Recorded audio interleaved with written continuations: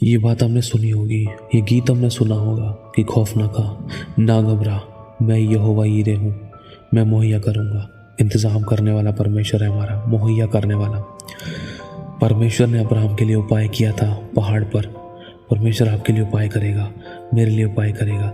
उसने रास्ते खोले अपने लोगों के, वो रास्ते खोलेगा। आपको लग रहा है कुछ समझ में नहीं आ रहा है, आप चल रहे हो कुछ नज़र नहीं आ रहा है, करें तो क्या करें, यहाँ से रास्ते बंद है, वहाँ से रास्ते बंद है, कैसा भी लग रहा है। लेकिन प्रभु का वचन कहता है जहाँ मार्ग नहीं है ना वहाँ मार्ग बना देगा। प्रभु कहता है जीवन मार्ग और सत्य मैं ही हूँ। जो कोई परमेश्वर की ओर ताकता है वो कभी शर्मिंदा नहीं होता। लेकिन प्रभु कुछ सिखा रहा है। अगर आपको लग रहा है आपकी ज़िंदगी के अंदर किसी भी प्रकार से आपकी ज़िंदगी में कुछ भी अच्छा नहीं हो पा रहा था, ये कोई रास्ते नहीं खुल रहे, बंदिशें महसूस हो रही थी, सीमाएं महसूस हो रही थी, लेकिन खुदा कहता है मैं यहोवा यारी हूँ, मैं इंतज़ाम करूँगा, मैं मार्ग बनाऊँगा, मैं उठाऊँगा, मैं मजबूत करूँगा, मैं ब्लेस करूँगा। कुछ भी समझ नहीं आ रहा है, कहाँ जाना है, कैसे करना है, किस तरीके से करना है, कब करना है और कैसे अरेंजमेंट्स होंगे, कैसे रास्ते खुलेंगे, कैसे घर की परिस्थितियाँ अच्छी होंगी, कैसे हमारी परेशानियाँ ख़त्म होंगी, क्या हल निकलेगा, क्या करना चाहिए, क्या नहीं करना चाहिए। प्रभु कहता है मैं मुहैया करूँगा, मैं इंतज़ाम करूँगा, मैं मार्ग बनाऊँगा। जंगल में मैं एक मार्ग बनाऊँगा, निर्जल देश में मैं नदियाँ बहाऊँगा। जंगल वो है जहाँ पर कोई मार्ग नहीं है, जहाँ पर इंसान भटक जाता है, खो जाता है और रोता है। कुछ उसी प्रकार से एक विश्वासी की ऐसी हालत हो रखी थी कि कुछ समझ नहीं आ रहा है, मन करता है सुसाइड का या कुछ गलत कदम उठाने का। ये सब कुछ छोड़ छाड़ के भाग जाओ, खुदा में भी क्यों आए। बहुत से क्वेश्चन आते हैं, कई बार दिल दुखता था अंदर से। लेकिन प्रभु कहता है धीरज धर, पेशेंस रख, इंतज़ार कर, पर मेरा समय एक सही समय है। परमेश्वर का टाइम राइट टाइम है। परमेश्वर के हाथों में तली उत्तम और बड़ी और महान योजना है। उस योजना को अपनी ज़िंदगी में देखने के लिए हमें धीरज धरना है। राइट टाइम पर परमेश्वर सब कुछ पूरा करेगा। खुदावंद को अपने सुख का मूल जानना है। मनुष्य की ओर ताकना बंद कर, इंसानों की तरफ ताकना बंद कर, किसी वस्तु की तरफ ताकना बंद कर, नौकरी बिजनेस की तरफ ताकना बंद कर, अपने अकाउंट्स की तरफ, अपने बटुओं की तरफ ताकना बंद कर।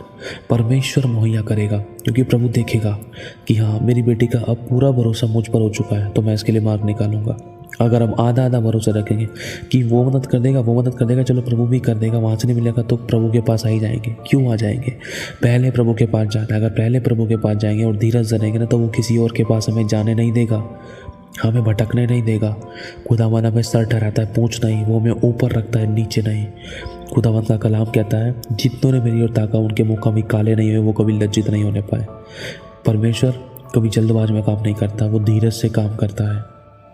प्रभु आज आपको और मुझे बेस्ट ब्लेसिंग देना चाहता है, उठाना चाहता है।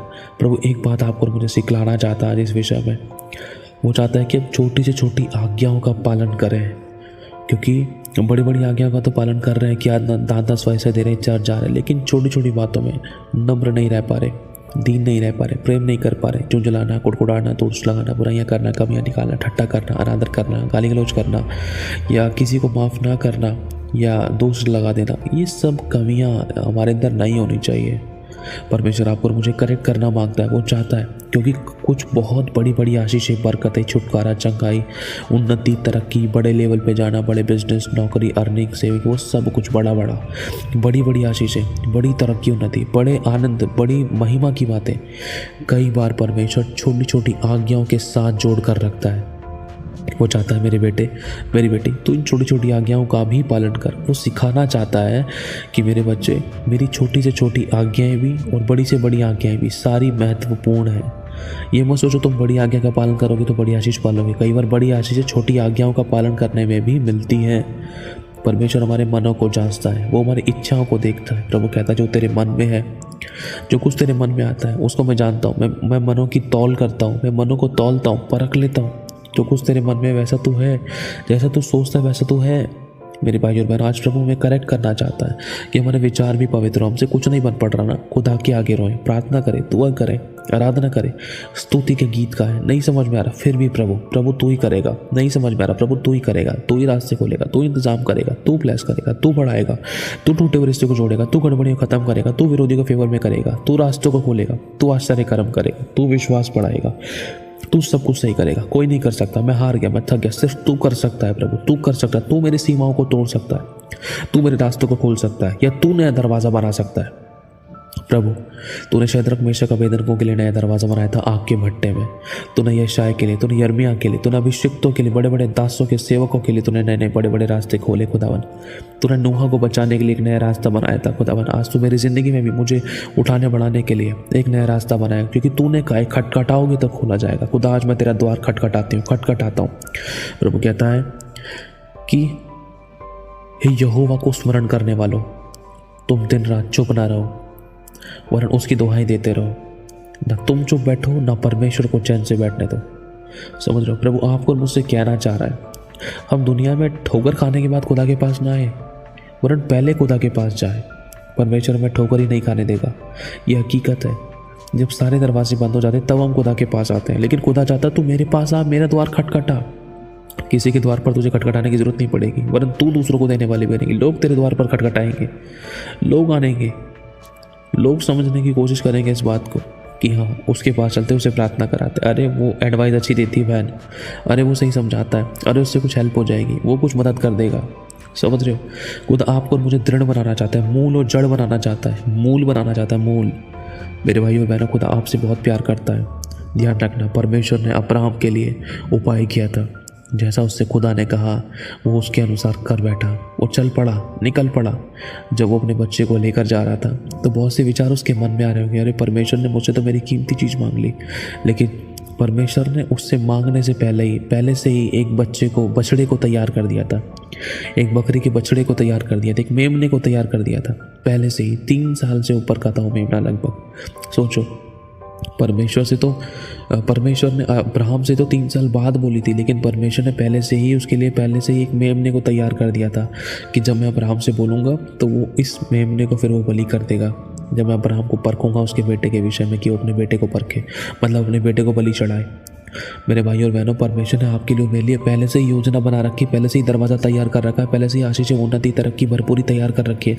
वो आपको मुझे नहीं देगा तो किसको देगा? लेकिन कई बार प्रभु चाहता है कि हम धीरज धरें, हर परिस्थिति में उसका चुनाव करें, उसको पहला स्थान दें, उसकी बात को माने, चाहे कुछ भी हो जाए, चाहे अपने सताए, चाहे अपने दिल दुखाए, चाहे अपने छोड़ जाए। खुदा को नहीं छोड़ना है। रोना है तो खुदा के आगे रहो, भिलकना है तो खुदा के आगे बिल्को। खुदा हमारे आंसुओं की, खुदा हमारे आज्ञा पालन की केयर करता है।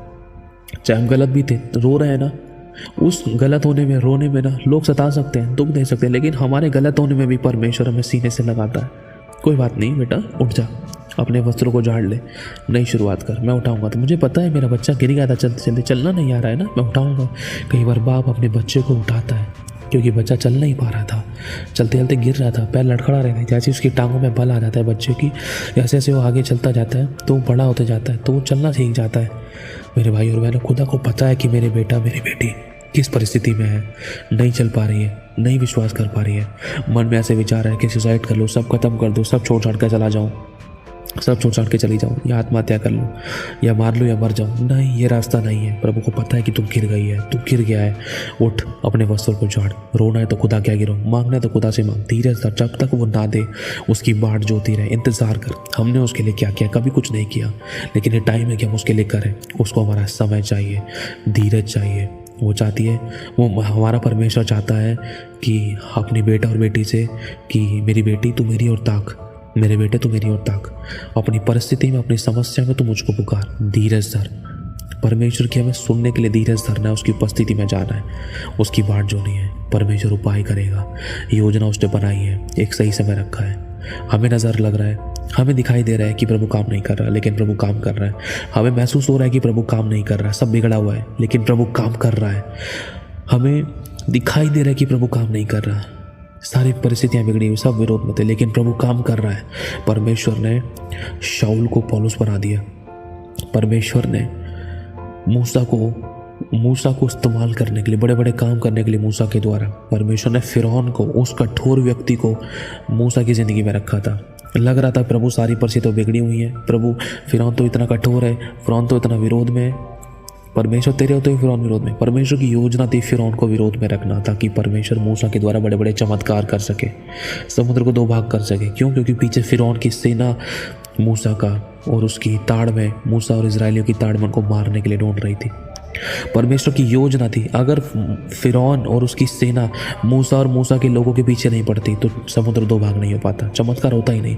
कई बार परमेश्वर कुछ लोगों को हमारी ज़िंदगी में रखता है ताकि हमें नंबर और 3 बनाए, ताकि हमें जान ले, ताकि हम उसके ग्रहण योग्य बन सके, ताकि हम उसके सामर्थ के कामों को देख सके, ताकि हम उसकी महिमा को भी देख सके। और बहुत सारे कारण होते हैं।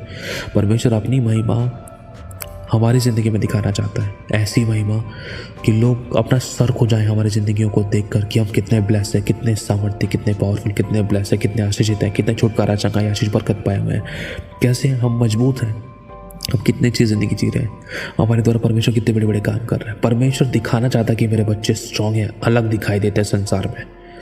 हालेलुया। तो अपने आप को प्रभु के हाथों में सौंपना है। परमेश्वर ने कुछ लोगों को हमारी ज़िंदगी में रखा है, वो भी परमेश्वर की योजना है। सब बातें मिलकर भलाई को उत्पन्न करेगी। तुझे लग रहा है कि दुर्भाग्य है, लेकिन प्रभु कह रहा है तू सौभाग्य होगा तेरा। चाहे घटी थी, लेकिन मैं देखता हूँ कि तेरी जिंदगी में बढ़ती होगी, बढ़ोतरी होगी। मैं जंगल में मार्ग बनाऊंगा, निर्जल देश में नदियाँ बहाऊंगा। अपने आप को मेरे हाथों में सौंप दे। मैं तेरी जिंदगी में काम करूंगा। धीरज धर और चुप लगा, अपनी जुबान की चौकसी कर, दोष ना लगा, ना ही न्याय कर, नंबर और 3 रहे। आमीन। और हाँ, प्रभु को काम करने का मौका दे। Jesus never fails. परमेश्वर की योजनाएं कभी फेल नहीं होती। उसके हाथ को कोई रोक नहीं सकता। जब परमेश्वर काम करने पाए तो उसको कौन रोक सकता है। जो परमेश्वर ने ठाना है अपनी महिमा करने के लिए, तेरे को उठाने के लिए, तेरे आंसू को पोंछने के लिए, तुझे बढ़ाने के लिए, तेरी शुद्धि लेने के लिए, तेरे छुटकारे करने के लिए उसने तेरे लिए अपनी जान दी है, तो वो सब कुछ तेरे लिए क्यों ना करेगा।